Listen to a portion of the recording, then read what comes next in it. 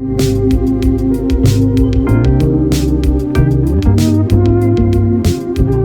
up, everybody? We start off this week.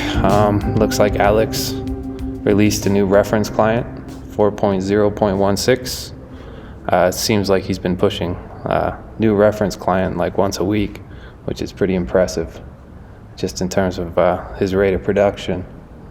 A reference client, for those of you that don't know, is basically a package of software that has the blockchain, a full node, wallets, tooling, etc. that you can download, play with, spin up a full node on your local environment, and hopefully become a part of the Ergo ecosystem. Looks like he has a roadmap that he's created for 4.0.17. What else? Looks like he's improved both Scorex and Scripto. So that's kind of a story in and of itself. Scorex is a framework for building and testing blockchains.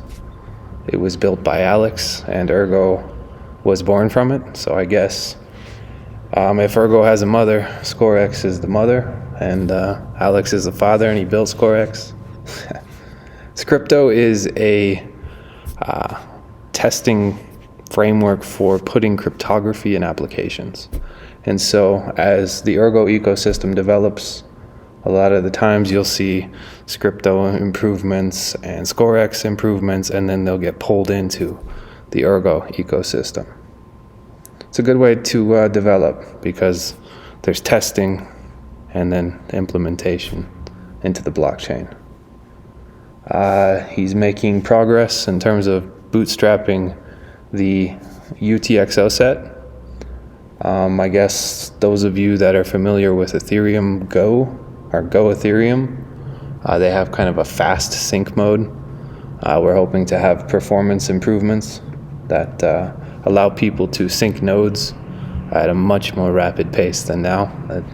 It looks like he is also reviewing Dexy USD, which is a stablecoin design that came from within the Ergo ecosystem. We also have SIG USD that came from IOG Emergo, implemented in Ergo. But yeah, I think stablecoin plurality is a good thing. Having multiple stablecoins, seeing how they perform in different environments. Who knows, maybe one day we'll have more of a basket, that you have a stablecoin that has more of a loan component to it, and so there's risk associated with it, versus you have something like JED or SIG USD that is built to be backed by a pretty hefty reserve, and so when the market doesn't do well, they tend to hold their peg much better. So maybe there's some balancing risks and incentives and interesting products that can be built with that. What else? Looks like he reviewed the emissions contract. We've been talking about shifting around the tokenomics of the Ergo blockchain in terms of the distribution of tokens to try to stabilize our chain longer term, just because we need to have miners that are incentivized. And hopefully as we build and we plug infrastructure and dApps into our ecosystem, we feed revenue into miners and people that run, basically the infrastructure of our ecosystem. Looks like he's also created a forum post on Ergo Forum, and he's talking about upcoming soft fork, which is going to be upgrading the reference client from 4.0 to 5.0. There's going to be some documentation coming in the near future, hopefully, that covers the differences and improvements and why we want to pull that into our ecosystem. All right, let's go to the next. Greenhat is a Sigma Rust developer. Looks like he is working with Tem to make progress in iOS bindings.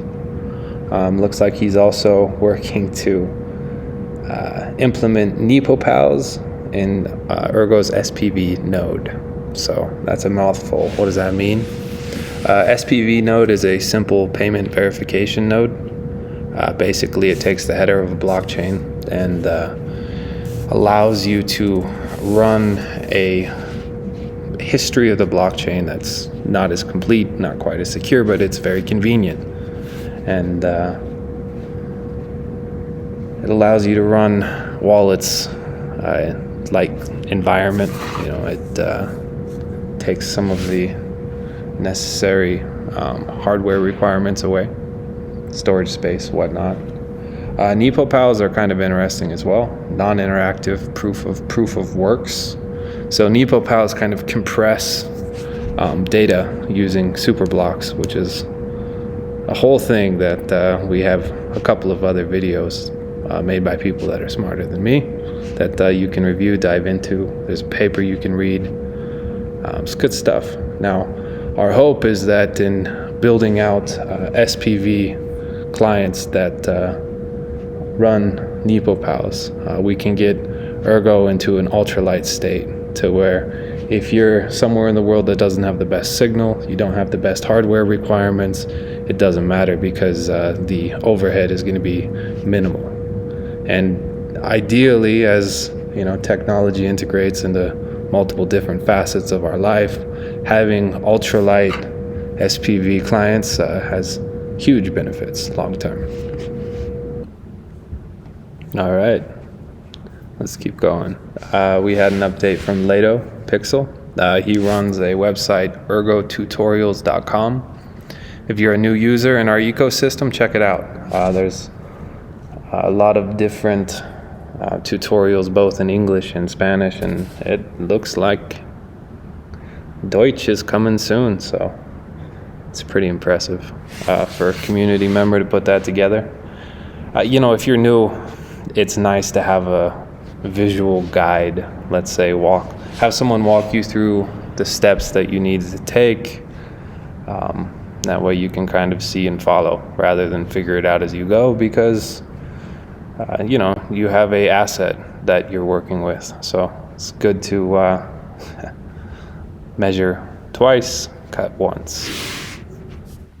Let's see. Our next little update is from our community developer, Luivatra. He's working with tip bots. So on social media platforms, if you can integrate a tip bot, you can have the ability to tip people Ergo if you want to. Looks like he is also working towards integrating a tip bot in Twitter. And we already have one that is being played with on Discord as well. Looks like we have an update from scalahub. He's usually pretty short and concise. He's working on the Dexy protocol, and he's been testing Oracle Pools version 2. Those of you that don't know can look into our documentation that we have about it.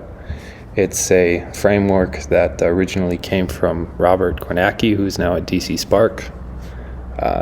Pretty talented developer. We have done some optimizations and are currently testing it with some people that hopefully we'll be able to put those out. And in something like that, it's great to have software. The most important part is that you have the economic incentives that work for people to use it. And so that's been a part of what we're optimizing in version 2, is we're saying, okay, this is a great framework, but if we're going to bring it to market and we're going to be competitive, we need to make sure the economics of it makes sense. And so that's kind of been happening in the back end, testing it, playing with it. We'll see. All right, Morphic. He is one of our core developers as well. Looks like he's been working on the Sigma State interpreter. He's also reviewing some wallets. Morphic tends to kind of mentor a lot of people that come into our ecosystem. There's a lot of respect for what he does from people. It looks like he's working on putting together documentation for Node version 5. We're going to have some testing, some results released to the community, some descriptions of the different costing between 4 and 5, and what the improvements will look like. As I stated earlier, Alex did a write-up on the Ergo forum, and so please review the mining update that he's putting out. It's basically a way for miners to vote. Ergo is trying to be an amendable protocol, meaning we don't fork it, break the system, and then force everybody to update everything at the same time.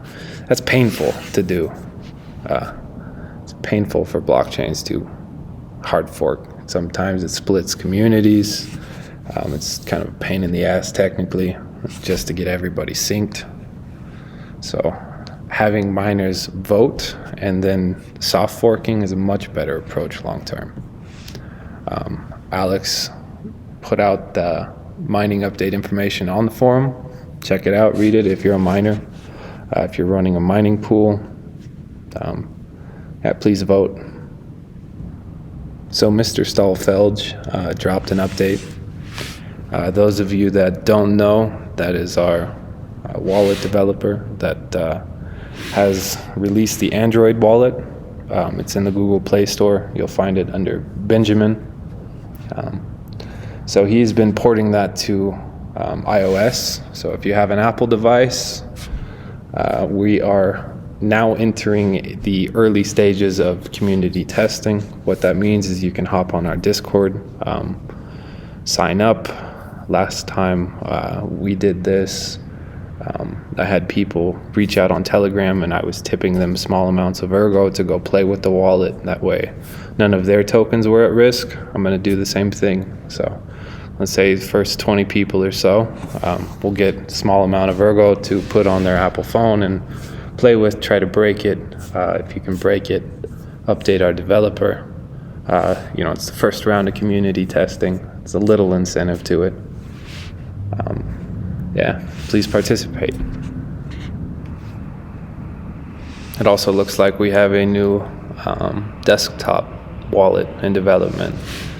A developer by the name of Aberg is putting together a full node desktop wallet in Java. That's pretty great. I know those of you that are from the Cardano ecosystem as well are familiar with dApp. I'm a fan of full node wallets. They're not always the friendliest to sync and start up, but having the entire blockchain locally, I think there's value to that. And once we get dApp connectors and things like that built into desktop wallets, I think there's a big future there. So it looks like Anon 2020S, who is a anonymous developer or set of developers, releasing an update about the Ergo Mixer. One thing about anonymous developers is if they show up, you can talk to them, they have their code open, it's not an issue in my opinion. Privacy is important. If you want to keep it, go for it. But if you do that, give on the other side, be transparent about what you build. And, it's really what matters in the end, right? So there's going to be a new version of the Mixer with some refactoring that's going to be released in a few days. It looks like the profit sharing in the Mixer is still under development. That's popular in blockchain these days. A lot of people will join social chats, and the first thing they say is, I have something, how do I make a return with that something? Well, the Ergo Mixer will be a way to create a return based on the fees of that application itself. Looks like the tokenomics of that are still being worked out, and we'll learn more, when it comes about. Looks like we have a developer called haileypdll, or maybe haileypd2, can't tell. That's my fault, not theirs. That is working on the Ergo token minter and burner. Basically a way for you to mint tokens and burn tokens on the Ergo blockchain. That'll be an interesting dApp to play with. Looks like the implementation of Ergo payment for small websites is under development as well from that same developer. It's pretty cool. Next we have DeadIT. Dimitri is one of our front-end developers. So it looks like we're getting some improvements on the Explorer, some new functionality, and looks like they're planning to optimize the user experience in the Ergo Explorer. Anon BR dropped an update. Everybody's asking, when's Ledger coming out? You guys have been talking about that for a long time. Well, soon. Basically, the binding library is almost done. Then it's going to be plugged into Yoroi. So this week, we might see the first full functional release and start integration into existing wallets. Please have some patience. These guys, they work hard. Let's see, what else? MHS. So MHS is a developer that kind of has a team that he works with. Looks like they're adding authentication to the Ergo Faucet that's going to come from Discord. Also looks like there is a wallet that's in development that's going to be Android, iOS, and PC. And the main feature of that is it's going to have dApp connectors built into it where you can run dApps directly in the wallet. Wallets in this space, you kind of have coin wallets that might take Erg. We do have one of those. It's called Via Wallet. Miners like it. Then you have wallets that have native token support, so NFTs, other tokens in our ecosystem. And then you have wallets that have, the coin support, token support, and dApp connectors where you can interact from the wallet. So it looks like we have another one of those in development. It's in pre-release in Android and is undergoing some private testing. MHS is also one of our bridge guys. They've been working with Gravity, and they're still waiting for the test bed to play with the bridge in the final form. I do know that IOG has some interesting things they're putting together with trustless bridges. There's community members that have been encouraging us to reach out to projects like Thorchain, Harmony One. There's a lot of neat bridge projects that are coming out, and that definitely is something that we can sync with, collaborate with, and help Ergo grow. Next up, we have Ilya from ErgoDex. Looks like he has done some ErgoDex protocol improvements, some bot improvements towards better decentralization. Basically, what he's playing around with is building bots that you don't have to necessarily be a miner or even a stake pool operator to run. Anyone that wants to participate with those, transaction batching bots can run them locally.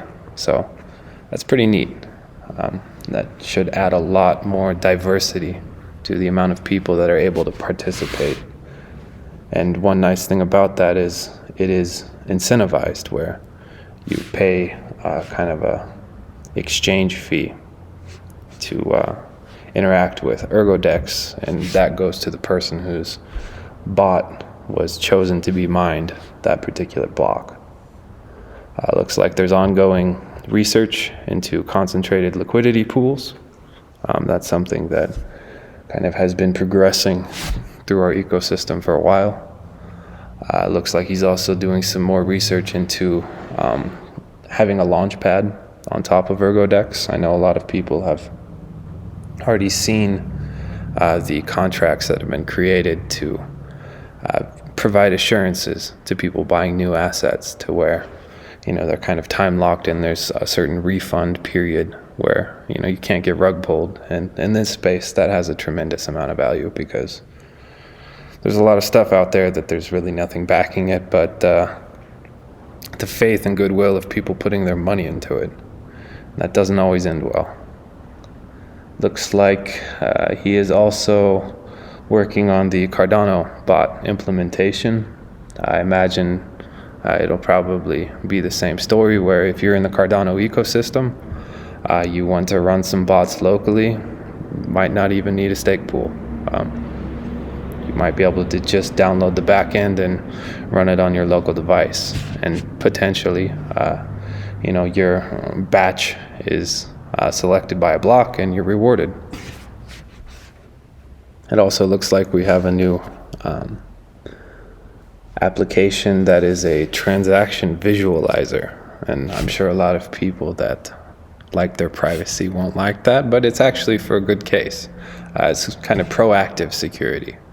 If we're going to be building applications that claim to be private and make transactions kind of obfuscated, it's very nice to have tooling to confirm that. And so this will assist people to not only look at transaction histories, and kind of analyze the Ergo blockchain, but it will also help us make sure that the privacy aspects that we put into play work. And, seeing that visually is pretty neat. So it looks like Ezio and Apextheory both dropped updates at the end as well. We got bug fixing in Ergo Fund, which is a dApp that's in development. And it looks like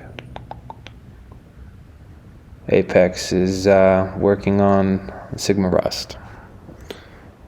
And at the end here, we have an update from Smartpooling. Smartpooling basically is an idea that came from Wilford Grimley in our first Ergo hack. And it was, can we mine with smart contracts and kind of disintermediate mining pools, because, they do take their cut.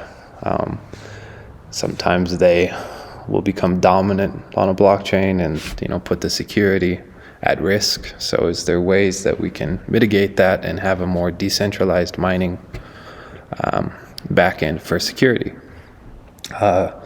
They started a pool called Getblok, which allows miners to kind of form their own associations. If I have a friend that mines, we can spin up our own pool and get paid via smart contract. And that's a pretty neat way for people to kind of, let's say, decentralize mining pools and work together. We also have Enigma pool, which is another community-driven pool. So we have two community-driven pools that are both implementing some neat ideas, and I encourage miners to support both. I'm all about that. I think that's wonderful.